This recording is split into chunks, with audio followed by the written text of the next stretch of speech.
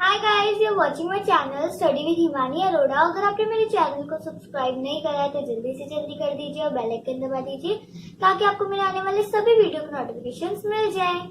तो आज हम सीखेंगे lines and angle part 3। Lines and angle part 3 के कुछ क्वेश्चंस करने से पहले हम उसका कुछ इंट्रोडक्शन सीख लेंगे। इंट्रोडक्शन में हमारा सबसे पहला है परपेंडिकुलर लाइंस। परपेंडिकुलर लाइंस हमारी क्या होती हैं?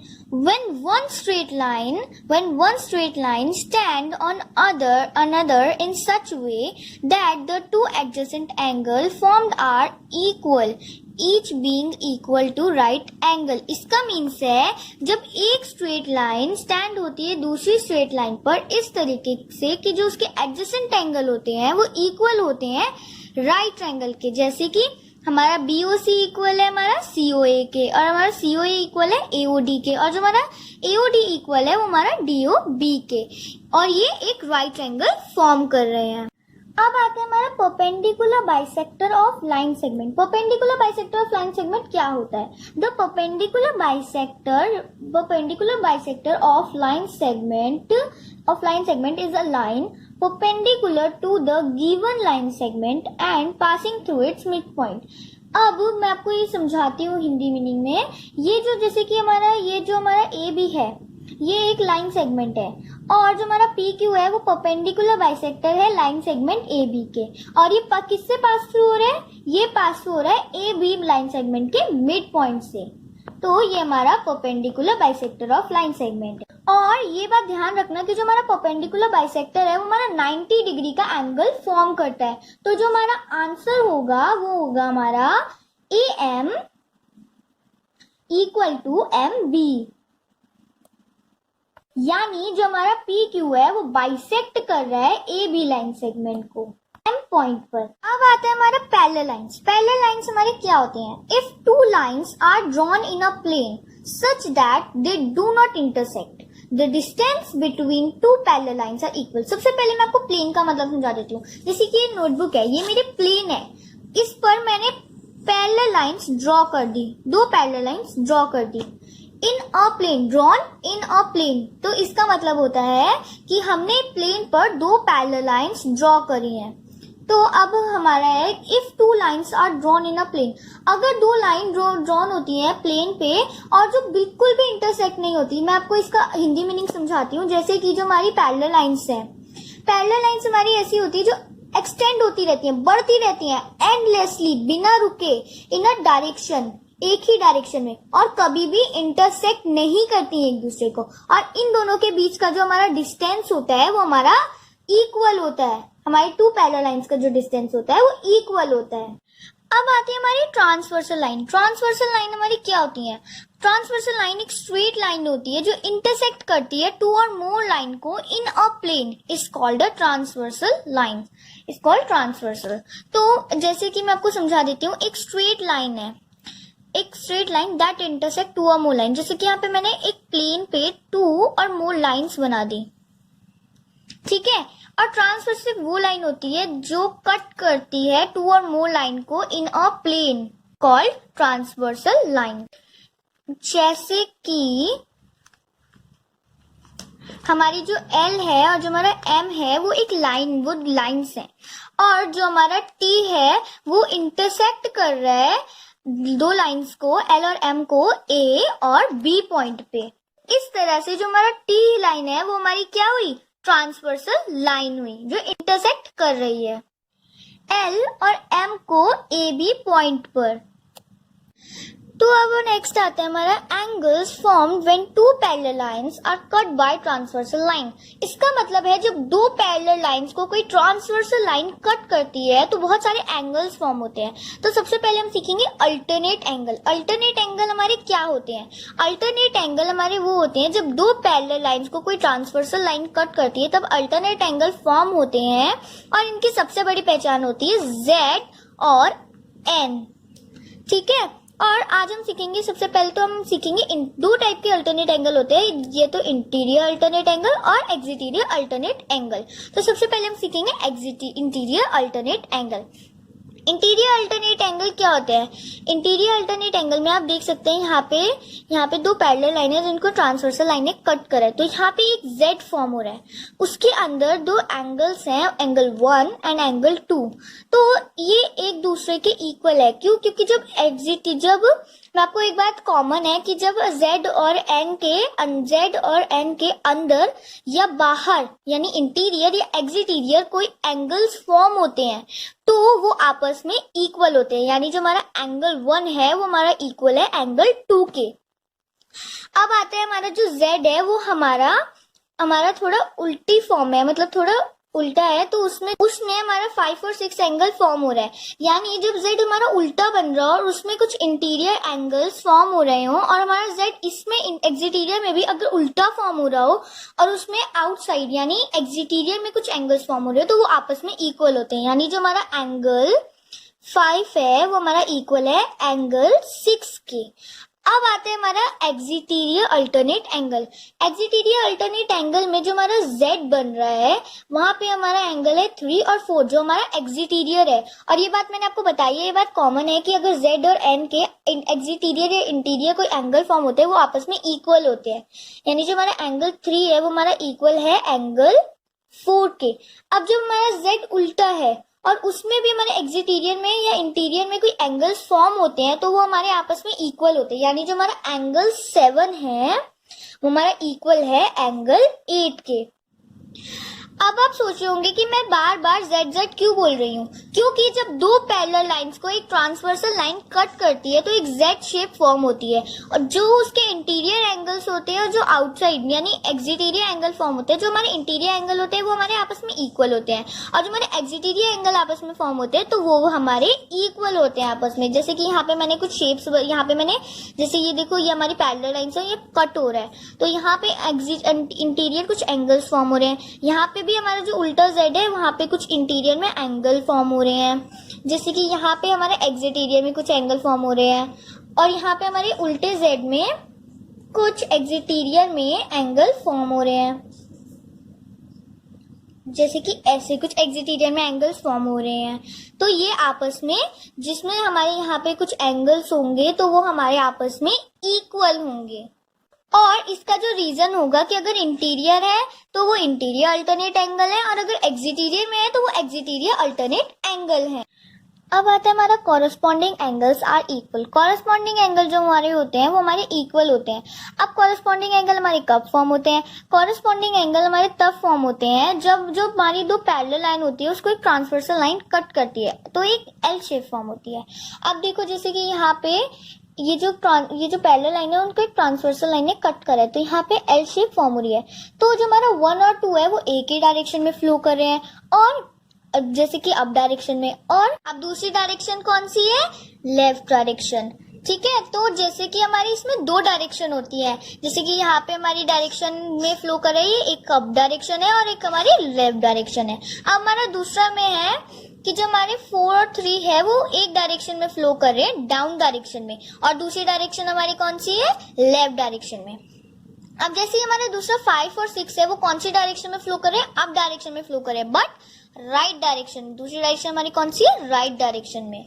अब जैसे कि हमारे 7 और 8 है वो हमारी डाउन डायरेक्शन में फ्लो कर रहे हैं, और जो हमारी दूसरी डायरेक्शन है वो हमारी राइट डायरेक्शन। इस तरह से जो हमारा एंगल 1 है वो हमारा इक्वल है एंगल 2 के, और जो एंगल 3 है वो इक्वल है एंगल 4 के, और जो हमारा एंगल 5 है वो हमारा इक्वल है एंगल 6 के, और जो हमारा एंगल 7 है वो हमारा इक्वल है एंगल 8 के।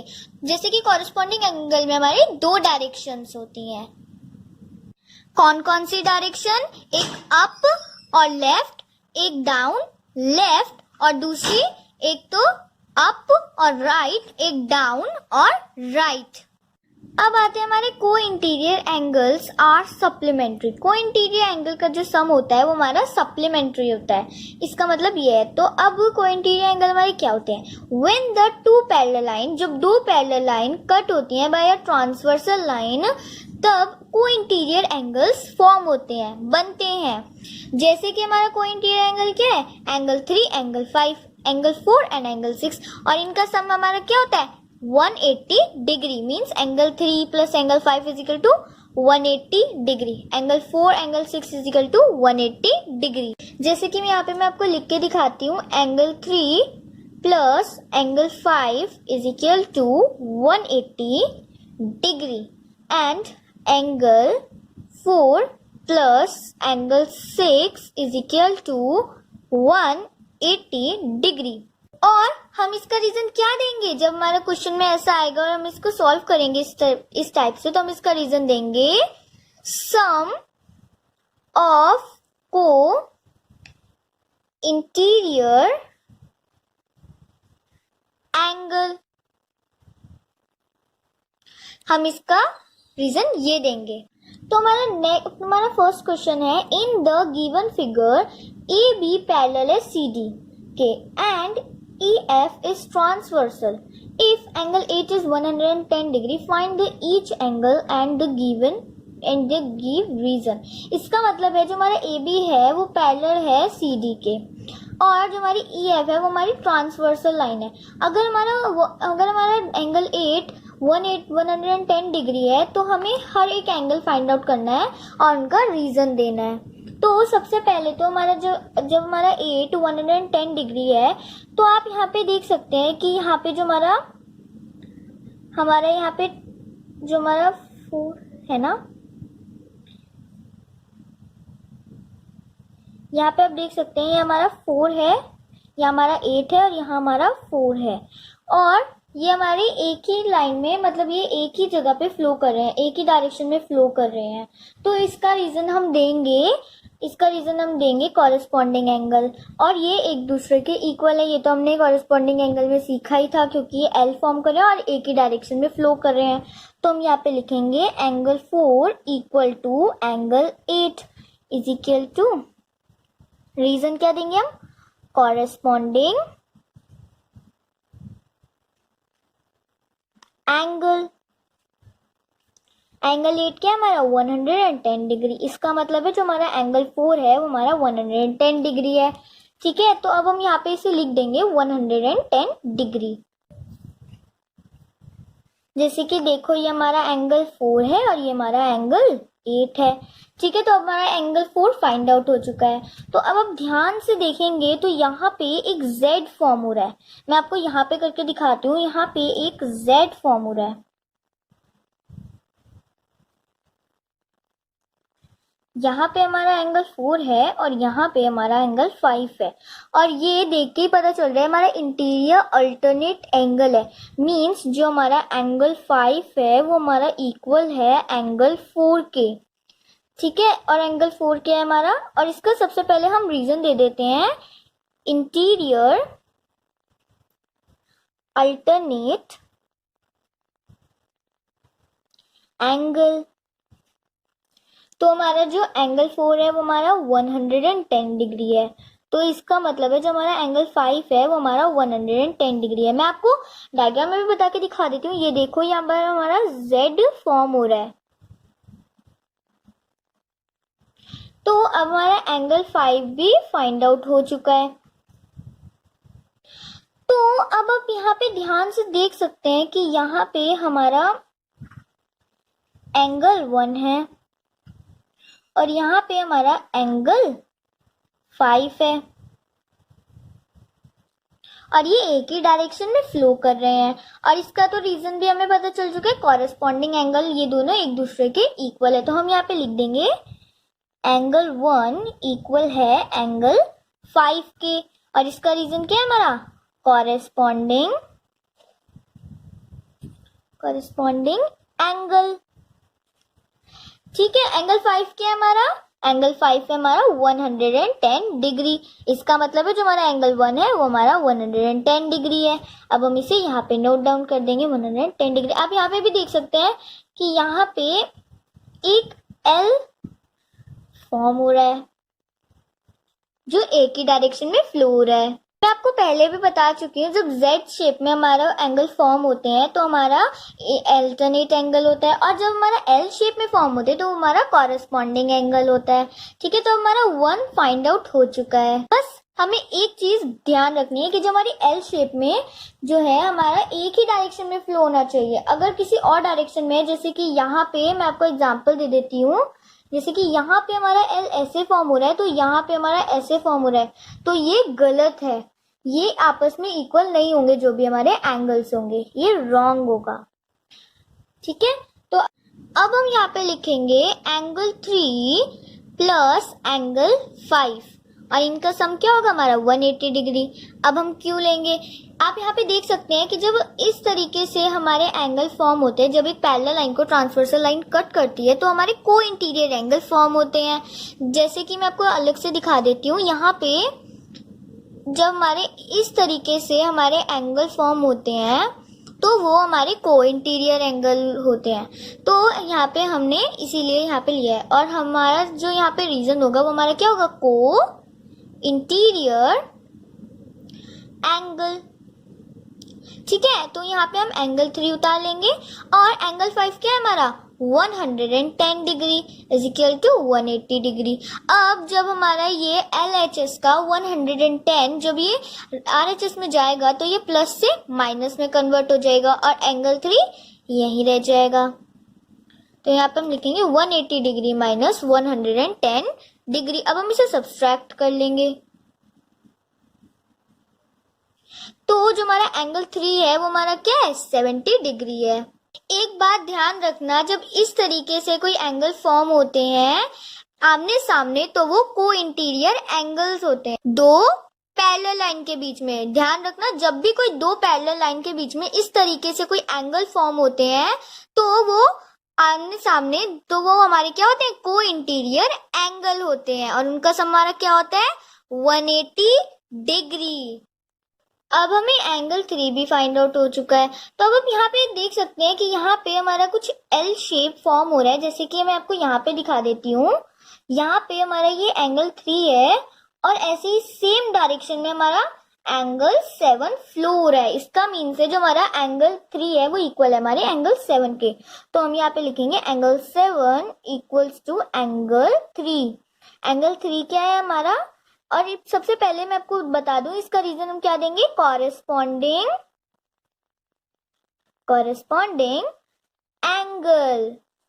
एंगल 3 क्या है हमारा 70 डिग्री, तो मींस जो हमारा एंगल 7 है वो भी हमारा 70 डिग्री है। हमारा एंगल 7 फाइंड आउट हो चुका है। अब आप ध्यान से देख रहे होंगे कि यहाँ पे जो हमारा एंगल 3 है वो एक Z, यहाँ पे हमारा एक Z फॉर्म कर रहा है। मैं आपको यहाँ पे दिखा देती हूँ कि यहाँ पे हमारा एंगल 3 है और यहाँ पे हमारा एंगल 6 है और ये एक Z शेप फॉर्म कर रहे हैं, तो ये दोनों आपस में इक्वल है। तो हम यहाँ पे लिखेंगे एंगल 6 इक्वल्स टू एंगल 3 और इसका रीजन हम क्या देंगे, इसका रीजन हम देंगे इंटीरियर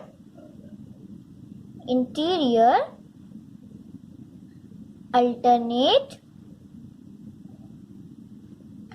एंगल। और हमारा 3 क्या है हमारा 70 डिग्री है। ठीक है, तो इसका मीन्स है जो हमारा एंगल 6 है वो हमारा 70 डिग्री है। अब नेक्स्ट में आप यहाँ पे देख रहे होंगे कि यहाँ पे एल शेप फॉर्म हो रही है। मैं आपको यहाँ पे दिखा देती हूँ कि यहाँ पे जो एल शेप फॉर्म हो रही है, यहाँ पे हमारा 2 है एंगल और यहाँ पे जो शेप फॉर्म हो रही है यहाँ पे हमारा है एंगल 6। मीन जो एंगल 2 है वो इक्वल है एंगल 6 के, क्योंकि ये दोनों सेम डायरेक्शन में फ्लो कर रहे हैं। और इसका हम रीजन क्या देंगे, कॉरेस्पॉन्डिंग एंगल। तो यहाँ पे हम लिखेंगे एंगल 2 इक्वल्स टू एंगल 6। हम इसका रीजन क्या देंगे, मैंने अभी आपको बताया कॉरेस्पॉन्डिंग एंगल। अब एंगल 6 क्या है हमारा 70 डिग्री है, तो जो हमारा एंगल 2 है वो हमारा 70 डिग्री है। हमारे सारे एंगल्स फाइंड आउट हो चुके हैं। तो हम इसी तरीके से एंगल निकालेंगे सही मेथड से और सही रीजन से। ध्यान रखना एग्जाम में आपको रीजंस देने ही पड़ते हैं। तो हमारा नेक्स्ट क्वेश्चन है find the value of x, y and z। AB and the AB parallel to the CD and EF is a transversal line। तो यहाँ पे आप देख सकते हैं जो हमारा AB है वो पैरेलल है हमारा CD के, और जो हमारी EF है वो हमारी ट्रांसवर्सल लाइन है। तो यहाँ पे हमें एक्स वाई और जेड की वैल्यू निकालनी है। तो एक्स वाई जेड की वैल्यू निकालनी है, तो यहाँ पे आप देख सकते हैं कि यहाँ पे 130 डिग्री इक्वल है एक्स के। मैं आपको दिखाती हूँ कैसे। जैसे यहाँ पे 130 डिग्री है और यहाँ पे हमारा एक्स है। आप देख सकते हैं ये एक ही डायरेक्शन में फ्लो कर रहे हैं, ये एक ही डायरेक्शन में फ्लो कर रहे हैं और ये आपस में इक्वल है। और हम इसका रीजन क्या देंगे, इसका रीजन देंगे कॉरस्पॉन्डिंग एंगल। तो यहाँ पे हम लिखेंगे 130 degree equals to x degree, और इसका रीजन है कॉरस्पॉन्डिंग एंगल। तो हमारा एक्स की वैल्यू फाइंड आउट हो चुकी है। अब हमारा जो 130 डिग्री है वो इक्वल है हमारा z डिग्री के। क्यों, सॉरी 130 डिग्री प्लस z। क्यों, क्योंकि आप देख सकते हैं यहाँ पे, मैं आपको यहाँ पे दिखाती हूँ, ये जो हमारा ए बी है ये हमारी लाइन है और यहाँ पे ये हमारी कॉमन आर्म है और यहाँ पे ये एक एडजेसेंट एंगल फॉर्म कर रही है। तो हमारा सबसे पहला है 130 डिग्री और दूसरा एडजेसेंट एंगल है z डिग्री। तो हम यहाँ पे लिखेंगे 130 डिग्री प्लस z, और ये आप जानते हैं कि जो सम ऑफ लीनियर पेयर होता है वो हमारा 180 डिग्री होता है। तो यहाँ पे लिखेंगे इज इक्वल टू 180 डिग्री, और यहाँ पे हम इसका रीजन ऊपर लिख देते हैं linear pair, sum of linear pair. तो यहाँ पे अब हम लिखेंगे, यहाँ पे हम z को रहने देंगे और यहाँ पे 180 डिग्री माइनस 130 डिग्री करेंगे। क्यों, क्योंकि हमने यहाँ पे देखा कि यहाँ पे जो 130 डिग्री है LHS का वो प्लस में है, अब जब वो यहाँ जाएगा तो वो सब्सट्रैक्शन में आ जाएगा, तो ये माइनस हो जाएगा। तो हम यहाँ पे लिखेंगे z is equal to 180 degree minus 130 degree. तो अब हम इन्हें सब्सट्रैक्ट कर देंगे।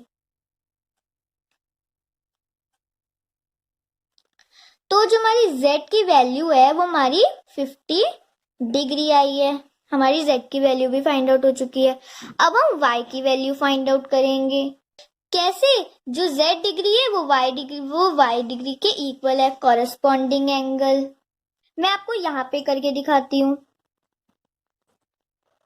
जैसे कि ये हमारा z डिग्री है और ये हमारा y डिग्री है, ठीक है, और ये दोनों एक ही डायरेक्शन में फ्लो कर रहे हैं, तो ये दोनों आपस में इक्वल हैं। तो हम यहाँ पे लिखेंगे angle z degree equals to angle y degree. z क्या है हमारा, z आप यहाँ पे देख सकते हो हमारा 50 डिग्री है। सॉरी, यहाँ पे मैंने एंगल्स लगा दिए। तो हमारा जो 50 डिग्री है वो इक्वल्स है हमारे y डिग्री के। तो हमारा आंसर फाइंड आउट हो चुका है y डिग्री का। इस तरीके से हम x, y, z की वैल्यू फाइंड आउट करते हैं, वो भी सही रीजन के साथ। तो इसका रीजन हम क्या लेंगे, इसका रीजन देंगे कॉरेस्पॉन्डिंग एंगल। क्वेश्चन बिल्कुल सेम है, इसमें भी हमें x, y, z की वैल्यू फाइंड आउट करनी है। तो यहाँ पे जो हमारे आप देख सकते हैं ए बी पैरेलल है हमारा सी डी के, और जो हमारी ई एफ है वो हमारी एक ट्रांसवर्सल लाइन है। तो यहाँ पे आप देख सकते हैं कि ये जो हमारा 40 डिग्री है वो इक्वल है हमारे y डिग्री के। कैसे, मैं आपको दिखाती हूँ। ये हमारा है y डिग्री और ये हमारा है 40 डिग्री, और ये दोनों एक ही डायरेक्शन में फ्लो कर रहे हैं, तो ये आपस में इक्वल है। तो यहाँ पे हम लिखेंगे y degree equals to 40 degree. हमारी y की वैल्यू फाइंड आउट हो चुकी है। तो अब आप यहाँ पे देख सकते हैं कि यहाँ पे ये एक z फॉर्म कर रहा है, बट उससे पहले मैं यहाँ पे रीजन लिख दूंगी कॉरेस्पॉन्डिंग एंगल। हाँ, तो हम यहाँ पे थे कि यहाँ पे ये एक z फॉर्म कर रहा है, जैसे कि मैं आपको यहाँ पे दिखाती हूँ। यहाँ पे है हमारा z डिग्री और यहाँ पे हमारा y डिग्री। इसका मीन्स जो हमारी y डिग्री है वो इक्वल है हमारे z डिग्री के, तो हम यहाँ पे लिखेंगे y degree equals to z degree. But ये सॉल्व करने से पहले हम यहाँ पे इसका रीजन लिखेंगे। इंटीरियर, यहाँ पे मैं शॉर्ट फॉर्म में लिख रही हूँ, इंटीरियर अल्टरनेट एंगल। ठीक है, तो यहाँ पे हमारी y की वैल्यू क्या है, हमारी 40 डिग्री है, इक्वल्स टू z डिग्री। तो हमारी z की वैल्यू फाइंड आउट हो चुकी है। तो अब हम निकालेंगे हमारी x की वैल्यू। अब हम x की वैल्यू फाइंड आउट करेंगे। आप यहाँ पे देख सकते हैं जो हमारा x और y है वो हमारा लीनियर पेयर, जैसे कि आप यहाँ पे देख सकते हैं जो हमारा EF है वो हमारी एक लाइन है और यहाँ पे हमारी एक कॉमन आर्म है जो एक एडजेसेंट एंगल फॉर्म कर रही है, जिसमें सबसे पहले तो हमारा एक y डिग्री है और एक हमारा x डिग्री है जो हमारा एडजेसेंट एंगल फॉर्म कर रही है। तो हमारा सबसे पहला है y डिग्री और दूसरा हमारा x degree, means y degree plus x degree, और इसका लीनियर पेयर का जो हमारा सम होता है वो हमारा क्या होता है, 180 डिग्री होता है। तो हम यहाँ पे ऊपर ही लिख देते हैं सम ऑफ लीनियर पेयर,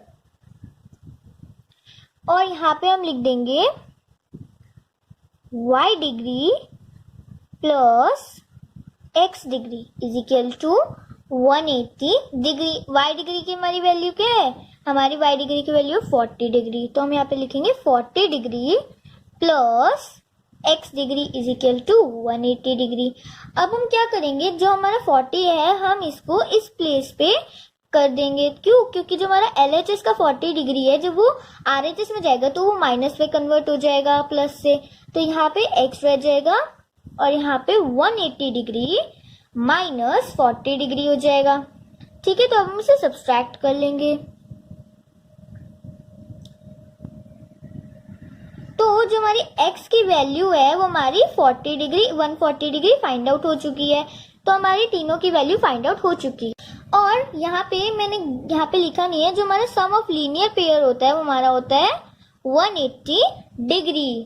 तो हमारा नेक्स्ट क्वेश्चन है, in the given figure AB is parallel to CD if angle BAC is equal to 3x plus 15 degree and angle ACD is equal to 2x plus 45 degree, find the measure of angle BAC and angle ACD। इसका means है कि जो given figure है उसमें जो हमारा AB है वो पैरेलल है हमारा CD के, ठीक है, और हमें BAC दे रखा है हमें 3x plus 15 डिग्री और हमें ACD दे रखा है 2x plus 45 डिग्री। तो हमें वैल्यू फाइंड आउट करनी है x की और हमें एंगल मेजर करना है BAC का और ACD का। तो यहाँ पे आप देख सकते हैं कि जो BAC है और जो ACD है वो को इंटीरियर एंगल है। कैसे, आमने सामने के जो एंगल होते हैं दो पैरेलल लाइन के उन्हें को इंटीरियर एंगल कहते हैं और उनका सम क्या होता है, हमारा 180 डिग्री होता है। तो अब हम यहाँ पे लिखेंगे sum of co-interior angle is equal to 180 degree. ठीक है, तो अब यहाँ पे हम लिखेंगे angle BAC plus angle ACD is equal to 180 degree. अब हमारा एंगल BAC क्या है, 3x प्लस 15 डिग्री और हमारा ACD क्या है, 2x plus 45 degree is equal to 180 degree. ठीक है, तो अब हम वेरिएबल और नॉन वेरिएबल को अलग अलग करके प्लस करेंगे। तो वेरिएबल कौन से हमारे 3x प्लस 2x प्लस हमारे नॉन वेरिएबल कौन है 15 डिग्री प्लस 45 डिग्री। तो हमने वेरिएबल और नॉन वेरिएबल को अलग अलग कर दिया। अब हम इनको प्लस कर देंगे, बट सबसे पहले हम यहाँ पे लिखेंगे इक्वल टू 180 डिग्री। अब हम इनको प्लस कर देंगे, 3x plus 2x is equal to 5x। अब 15 डिग्री प्लस 45 डिग्री हम इनको ऐड कर लेंगे, तो हमारा है 60 डिग्री इजिकल टू 180 डिग्री। अब जब हमारा 60 डिग्री प्लस का जब LHS टू RHS जाएगा तो वो माइनस में कन्वर्ट हो जाएगा और 5x यही रह जाएगा। तो हम यहाँ पे लिखेंगे 5x is equal to 180 degree minus 60 degree. अब हम इन्हें सब्सट्रैक्ट कर लेंगे, तो अब हमने इन्हें सब्सट्रैक्ट कर लिया और हमारा क्या है 120 डिग्री और 5x हमारा इधर है। अब जब हमारा मल्टीप्लाई का 5 जब LHS टू RHS जाएगा तो वो किस में कन्वर्ट हो जाएगा, डिवाइड में कन्वर्ट हो जाएगा और x इधर रह जाएगा। तो यहाँ पे लिखेंगे 120 डिग्री अपॉन 5। अब हम इसे कट कर देंगे, 5 2 ज़ा 10, 5 4 ज़ा 20। तो हमारी x की वैल्यू क्या आई है, हमारी x की वैल्यू आई है 24 डिग्री। ठीक है, अब हम एंगल BAC और एंगल ACD का मेजर फाइंड आउट कर लेंगे। तो हम यहाँ पे लिखेंगे angle BAC is equal to, angle BAC क्या था हमारा 3x प्लस 15 डिग्री। अच्छा 3 इधर रहेगा, यहाँ पे मल्टीप्लाई का साइन लगेगा, क्यों, क्योंकि 3 और x के बीच में कोई भी रिलेशन नहीं है और x की वैल्यू क्या आई थी हमारी 24 डिग्री प्लस 15 डिग्री। अब हम इनको मल्टीप्लाई कर लेंगे पहले, तो हमारे यहाँ पे 72 डिग्री आई है प्लस 15 डिग्री। अब हम इन्हें ऐड कर लेंगे, तो जो हमारी BAC की जो हमारी वैल्यू है वो हमारी मेजर जो फाइंड आउट हुआ है वो हमारा 87 डिग्री है। तो हम यहाँ पे लिखेंगे angle BAC is equal to 87 degree. अब हम एंगल ACD का मेजर फाइंड आउट करेंगे। ACD क्या था हमारा, ACD था हमारा 2x plus 45 degree, 2x plus 45 degree. ठीक है, तो अब हम यहाँ पे 2 के प्लस यहाँ पे मल्टीप्लाई भी लगा देंगे, क्यों, क्योंकि 2 और x के बीच में कोई रिलेशन नहीं है और x की वैल्यू क्या आती है हमारी 24 डिग्री प्लस 45 डिग्री। अब हम पहले इसको मल्टीप्लाई कर लेंगे जैसे कि हमने यहाँ पे करा था। तो अब हमने इसे मल्टीप्लाई कर लिया, अब हम इसको क्या कर लेंगे, अब हम इसको ऐड कर लेंगे।